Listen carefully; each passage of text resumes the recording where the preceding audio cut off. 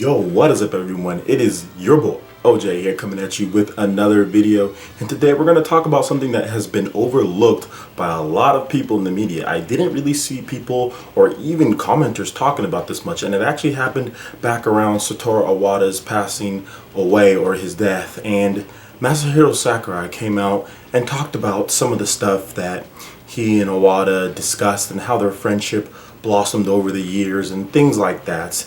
And if you want to know the full stories about what he said, I'll have a link in the description below. There you can check it out on PlayerEssence. But one of the things he said that was kind of just a little blurb was that Iwata and Sakurai built up so much trust over the years that after Sakurai left Nintendo to pursue kind of other things, it's that trust and that friendship that kept Sakurai working on Super Smash Bros. Games and being loyal to Nintendo even after he had left the company. And with Iwata passing away, he doesn't know if that loyalty is going to be there afterwards, because Iwata was the glue that held Sakurai to Nintendo, and out of his respect for Iwata, he continued to work on there. So the future of Smash Bros.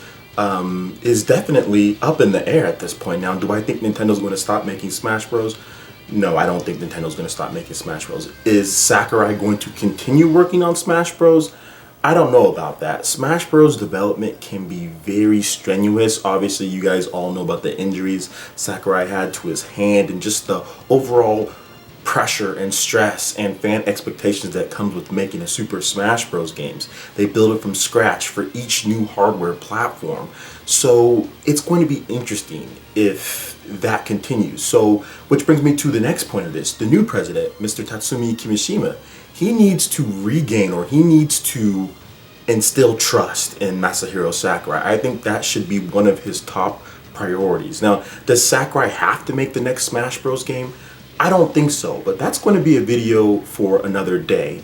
But in the meantime, I definitely think Sakurai can make all sorts of great games. Sakurai just doesn't have to make Super Smash Bros. He made a Kid Icarus game that is underrated for where it's at, and the only problem with that game for some people is the controls. The story, the voice acting, the graphics, everything, the combats, everything in that game is top tier. Some of the best I've seen on Nintendo 3DS. Just the controls. The controls are an issue for some people, not for everyone. For some people, the game is nice and meaty, had online multiplayer, 3-on-3, ran really good. It was just a solid game. Kid Icarus Uprising is an amazing game, and maybe Sakurai can work on that.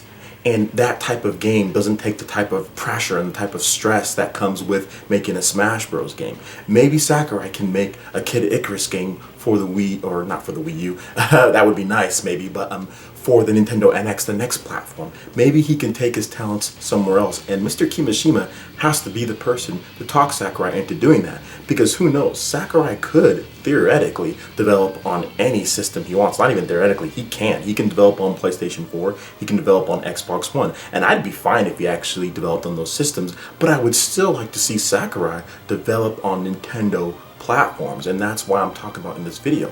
Mr. Kimishima needs to do what he can to get Sakurai on board, whether it's making the next Smash Bros. Game, if Sakurai wants to do that, making a Kid Icarus game, or letting him make a brand new IP, letting him spread his wings a little bit and try something new. And that was originally the reason why Sakurai actually left Nintendo, is because he just saw the same old, reprinting of Kirby, kept on doing Kirby again. So he left, he said, hey, I want to try something kind of different. So it's going to be interesting to see how Mr. Kimishima tackles this, because he has so much on his plate. I know he has a good team around him. Nintendo has the top developers in the world, in my opinion. They have the best franchises. They could dominate if they wanted to, but it's really going to have to come from within. They're going to have to really think about what games they put out and what they do going forward, and developing those relationships with business partners and people right outside of Nintendo. Maybe work with them, they work for a different company, third-party companies. Building those type of relationships has to be the top priority for Mr. Kimishima, especially getting Mr. Sakurai on board.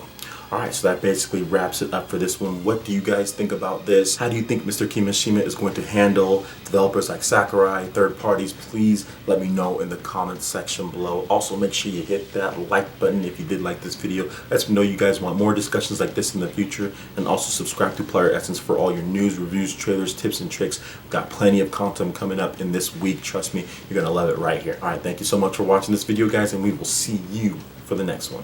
Peace.